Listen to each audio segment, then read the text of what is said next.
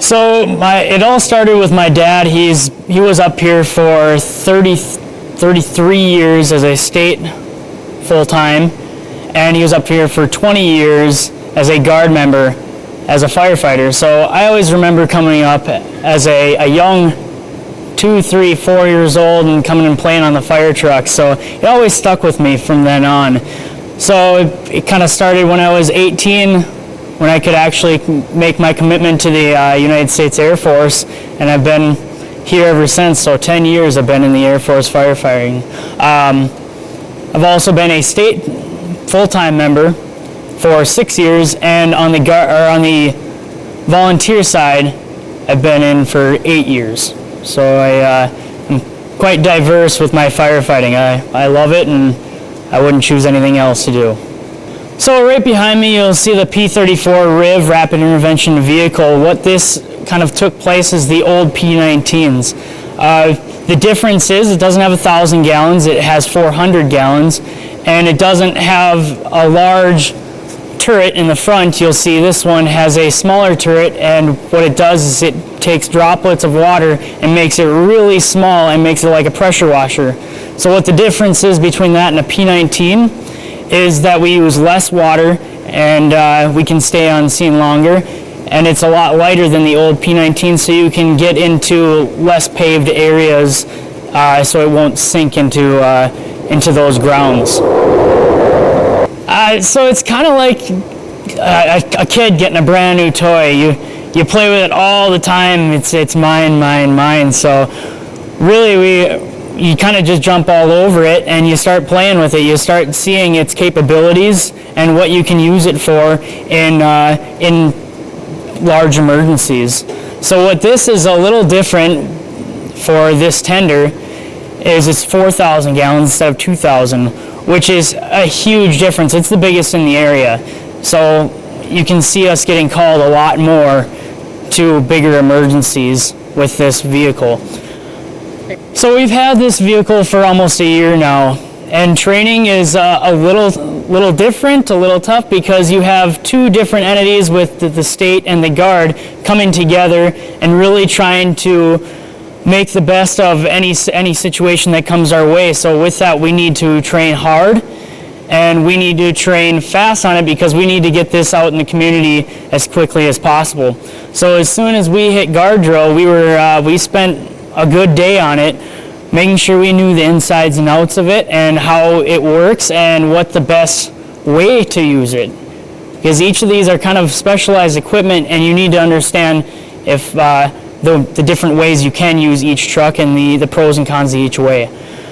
Now, coming together with state and guard, the easier of it is some of us are in both, so we really have the opportunity to mesh that way. We can relay questions and concerns to both state side and guard side, so we can figure out the best way to use this really fast. So it comes from the Guard Bureau. They look at the age of the trucks and how much the mechanics need to put their hands on it. That's kind of how you get selected, but each truck we take a very high pride in. We have to, because we have to keep these things running as long as possible, so we clean it constantly. We make sure everything runs every day. So we have high pride in everything that we have, because we know is once we lose it, we lose a big asset to not only this airfield, but the community as well. So it's a kind of an easement on everyone. Having this big tool here of 4,000 gallons of water kind of gives a little more at ease to pilots, whether it be from the Duluth International Airport, the partners with AAR, Cirrus Aircraft, so all those people who are just buying their own personal aircraft that are coming in, and as well as Monaco, people are flying through Monaco. There's a lot of different aircraft that come here that aren't necessarily military, like 148th, 133rd, and 934th. So it makes it a lot more of an ease knowing that you have people on the ground ready for you that have the right equipment and new equipment that works. Yeah, we will see this in other countries as well, as they get new equipment as well, we'll already have kind of a one-up of we're ready for new equipment as we come along.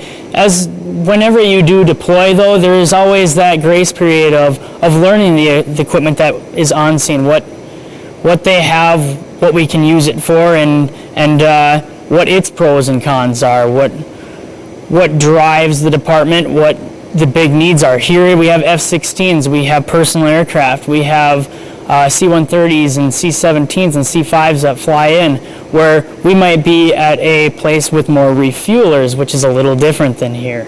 So we really learn the different techniques of each truck to service what we have on the airfield. So for us, our primary mission is the airfield. Anything that's on the airfield, whether it be military or non, we are here for the airfield. Now, what we are capable of doing that not all Guard fire departments are able to do is go off base and support our community. And that is a huge asset to people that are living around us. We are able to help when they are in their greatest need, and we can now supply them with bigger, better equipment. And it kind of puts it at more at ease for us as well, because we know that we have equipment that will work and that can save us when we are in need. So annually we like to get together with the local volunteers and Duluth Fire Department to kind of come together and show each other what we each have. We can bring our newest equipment or our oldest or the oldest equipment and see what the pros and cons and what we can use each thing for, and we kind of get each other's hands on others' equipment so we understand exactly what we're working with. Whenever we're on a fire, then we have no concerns of what we're getting. We always know exactly what we have on scene, what the capabilities are, which makes it safer and hopefully quicker to extinguish fires. Have you done it so far? Because you had it for a year. Yes. How did that go? It works great. It does work great. It also helps that we have a lot of dual rollers that are a part of the community firefighters as well. A lot of our dual rollers are actually volunteers as well, so we have a very good rapport with everyone around us. A dual roller is somebody who is in the Guard and also a state firefighter. They are in blue for most of the time, but on weekends, Guard weekends, they put on the green uniform.